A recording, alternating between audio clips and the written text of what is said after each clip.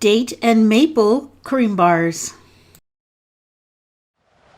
Let's see what's cooking. Let's get the facts.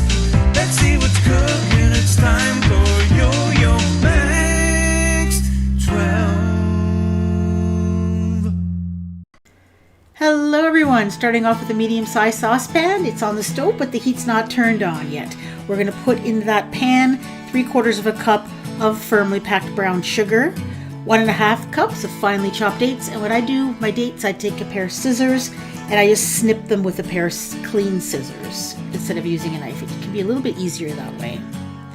Then you're going to add in 3 egg yolks, a teaspoon of maple extract, a tablespoon of cornstarch, and 1.5 cups of sour cream. Then you're going to stir this together and then turn the heat on. You want to cook this over medium heat, stirring constantly until slightly thickened. And what will happen is the color will change a little bit. It'll get a little bit darker brown and the dates will soften up a little bit as well. It doesn't take that long for this to thicken up.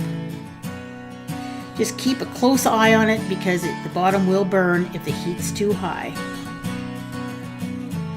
And once it's done, this looks nicely thickened and it starts to bubble a little bit. Take it off the heat and set it aside.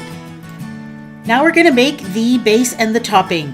In a large bowl, place 1 1/4 cups of all-purpose flour, 2 cups of quick cooking oats, half a teaspoon of baking soda, and 3/4 of a cup of brown sugar. Stir it around until combined, then add in 3/4 of a cup of butter.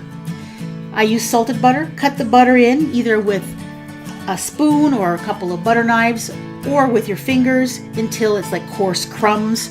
Reserve 1.5 cups of it, put it aside. The rest of it goes in the bottom of a 9 by 13 inch baking dish that's been well greased.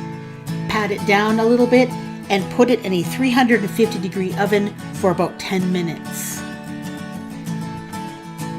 You'll see that it's a little bit brown, and while it's still hot, go ahead and spoon on the filling.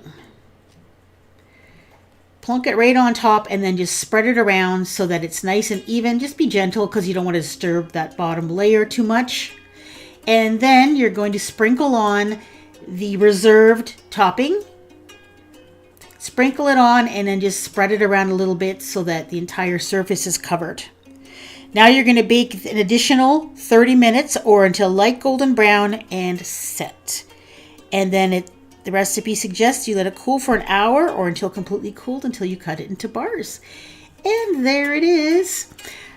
For those of you that have had date squares, these will remind you a lot of date squares. The difference is that the filling is a lot creamier because of the sour cream, and it has that hint of maple from the maple extract.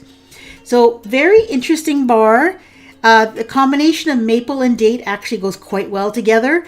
They're nice and creamy, and you have that lovely crumble top and the crumble bottom.